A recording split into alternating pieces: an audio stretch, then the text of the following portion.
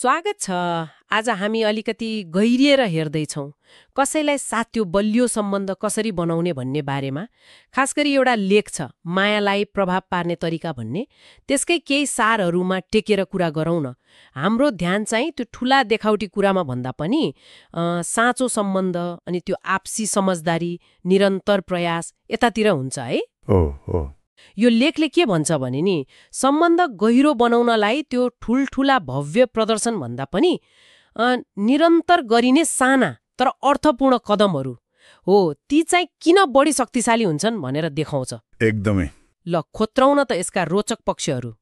पहिलो कदम त के रे, आफ्नो साथीको संसारलाई साँच्चै बुझ्नु पर्यो, होइन त? हो, र यसको सुरुवात हुन्छ सक्रिय श्रवणबाट। एक्टिभ लिसनिङ भन्छ नि। लेखले भने जस्तै यो केवल सुन्नु मात्रै होइन, मतलब उनीहरूको कुरामा पुरै डुब्नु पर्यो, आँखा जुदाएर, टाउको हल्लाएर, अनि अझ बुझ्नलाई प्रश्न सोधेर।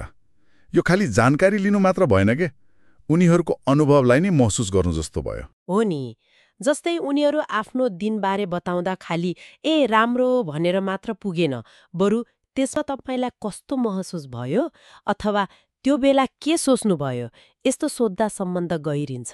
तर सधैँ सहमत नहुँदा पनि सहानुभूति देखाउन त सकिन्छ होला नि। लेखले यसबारे केही भनेको छ कि? निकै राम्रो प्रश्न। लेखले भन्छ सहानुभूति भनेको सहमति जनाउनु होइन रे के, त्यो भनेको उनीहरूको भावनालाई स्वीकार्नु हो। म बुझ्छु तपाईँलाई किन यस्तो लाग्यो भन्नुले उनीहरूको भावनालाई मान्यता दिन्छ, चाहे तपाईँको विचार फरक नै किन नहोस्। अनि यहीँनिर उनीहरूको रुचि, चाहना, मूल्य मान्यता बुझ्नु पनि महत्त्वपूर्ण हुन्छ। जस्तै त्यो 5 प्रेम भाषाहरूको कन्सेप्ट छ नि। ए लभ ल्याङ्ग्वेजेस हो, मतलब कसैलाई प्रशंसाका शब्दले छुन्छ, कसैलाई गुणस्तरीय समय चाहिन्छ, कसैलाई उपहार, कसैलाई सेवा, कसैलाई शारीरिक स्पर्श। उनीहरूलाई कुन कुराले बढी माया महसुस गराउँछ भन्ने थाहा पाउनुले पनि ठूलो फरक पार्छ। आएपछि अर्को महत्त्वपूर्ण कुरा आउँछ, त्यो हो निरन्तर प्रयास अनि विचारशीलता। लेखले एउटा रोचक कुरा के भन्छ भने सम्बन्धमा ठूला धमाका भन्दा निरन्तर बल्ने सानो दियो जस्तो त्यो बढी प्रभावकारी हुन्छ रे।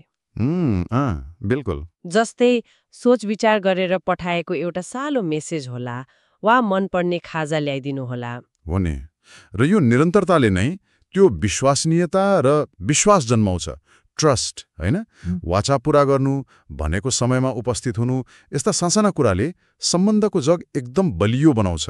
यसको साथसाथै एक अर्काको विचार, सीमा, समय अनि त्यो व्यक्तिगत स्पेसको सम्मान गर्नु पनि उत्तिकै आवश्यक छ। लेखले के पनि भन्छ भने कहिलेकाहीँ गरिने सानोतिनो सरप्राइजले सम्बन्धमा अलिकति उत्साह त थप्छ, तर यो निरन्तरता र सम्मानको विकल्प चाहिँ होइन है। कहिलेकाहीँ त यस्तो सरप्राइज उल्टो बोजिलो पनि हुन सक्छ कि? लेखले यसको सन्तुलनबारे के भन्छ? हो, लेखले त्यो कुरामा जोड दिएको छ।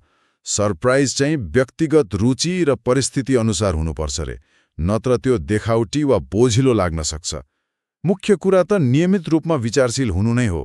अनि अर्को महत्त्वपूर्ण कुरा गुणस्तरीय समय, क्वालिटी टाइम।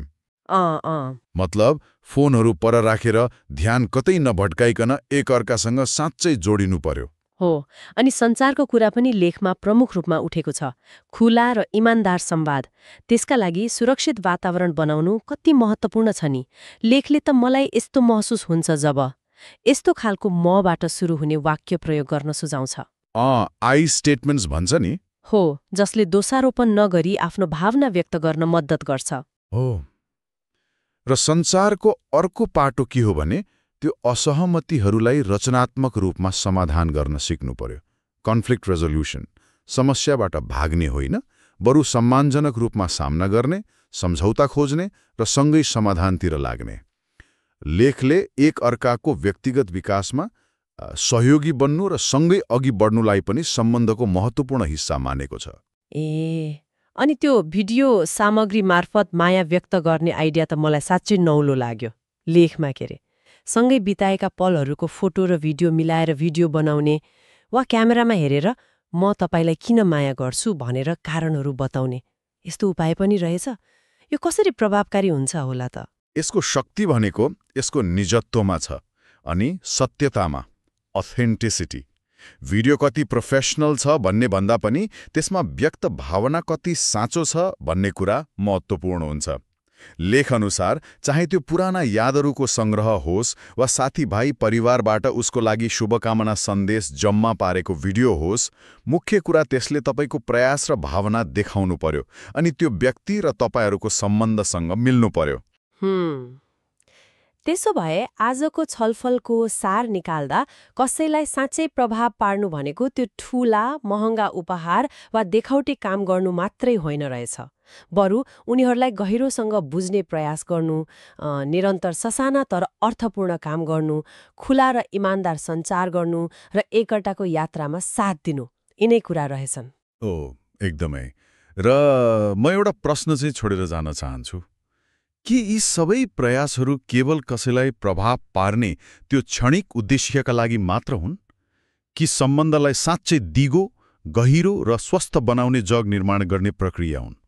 यो निरन्तरताले सम्बन्धलाई लामो समयसम्म जीवन्त र अर्थपूर्ण राख्न सक्छ भन्ने कुरा मनन योग्य छ नि, हैन?